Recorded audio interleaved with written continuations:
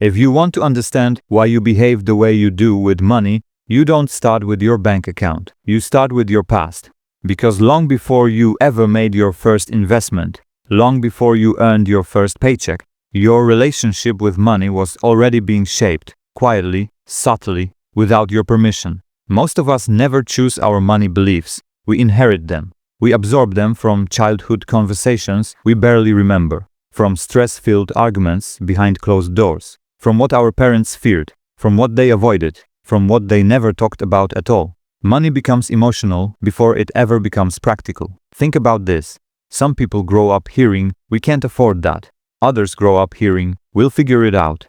Neither phrase is about numbers. Both are about mindset. One teaches caution, the other teaches confidence. And once those lessons sink in, they don't disappear just because you get older or smarter. They follow you into adulthood.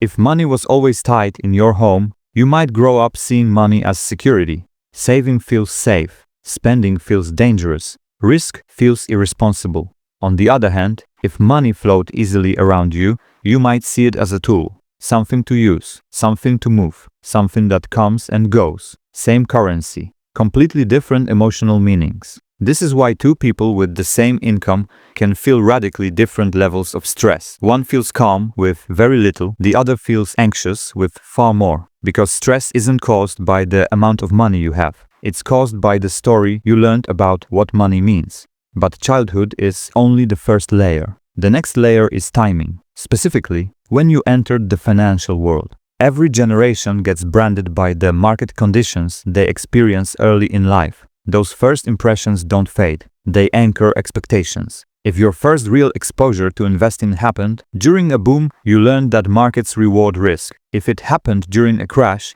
you learned that markets punish optimism. Neither lesson is fully true, but both feel true. Consider the dot-com generation. People who watched the late 1990s tech boom explode overnight. Companies with no profits, no real business models, turning ordinary employees into millionaires. Then came the crash. Stocks collapsed. Dreams evaporated. Careers vanished. For many who lived through it, that wasn't just a market event. It was trauma. And trauma rewires behavior. Now think about those who graduated around 2008. They entered adulthood during one of the worst financial crises in modern history. Banks failed. Jobs disappeared. Homes were foreclosed. For them, the lesson wasn't take smart risks. The lesson was, the system can break. So they learned to be cautious, skeptical, slow to trust markets. Even years later, that fear lingers. Now contrast that with people whose first experience with investing was during the crypto boom.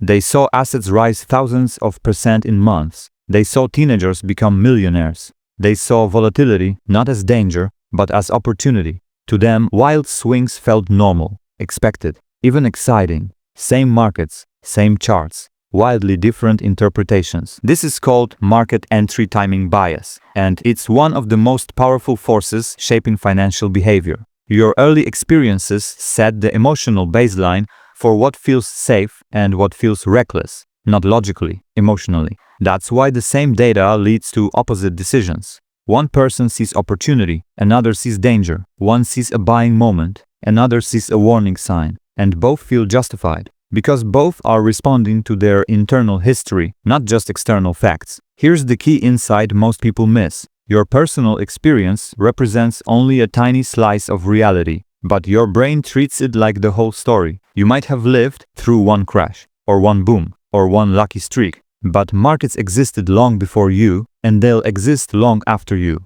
Your experience feels complete to you, but statistically, it's incomplete, and yet, it drives nearly every decision you make. That's why financial debates are so emotional.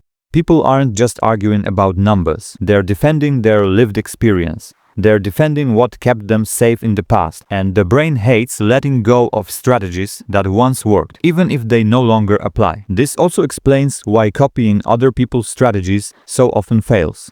You see someone succeed, you try to replicate their moves, but you don't see the conditions they started in, the risks they could afford, the luck they benefited from, the pain they survived. You only see the outcome, and outcomes are misleading teachers. Two people can follow the same strategy with the same discipline and end up with completely different results. Not because one was smarter, But because the world treated them differently, timing matters, context matters, chance matters, and money outcomes are always a mix of skill and randomness. This is uncomfortable to accept. We want to believe success is fully earned and failure is fully deserved. But reality is messier, and understanding that messiness is what creates humility. Humility not just toward others, but toward yourself. Once you recognize how much your past influences your decisions, something powerful happens. You stop asking, "Why am I bad with money?" and start asking, "Why does this decision feel right to me?"